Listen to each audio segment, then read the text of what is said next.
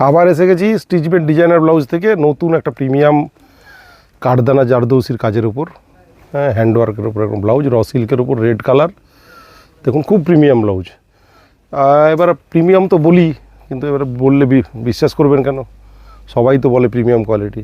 দেখুন কাজগুলো আমি ফোকাস করতে বলবো, ব্লাউজগুলো দেখেও হয়তো আইডিয়া করতে পারছেন যে কতটা প্রিমিয়াম।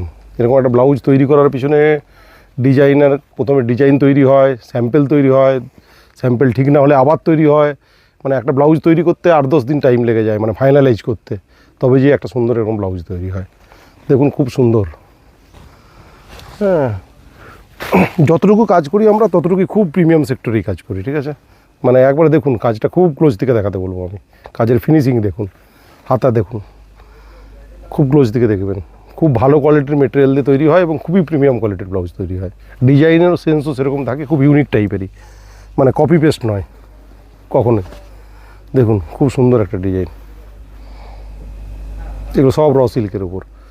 খুব ক্লোজ থেকে দেখালে বুঝতে পারবেন, বা যারা সামনে আসতে পারবেন, সামনাসামনি থেকে দেখছেন, এসে নিতে পারবেন, তারা স্টোরে ভিজিট করুন, দেখে নিন, তাহলেই বুঝতে পারবেন যে আমাদের ব্লাউজ কতটা প্রিমিয়াম কোয়ালিটির।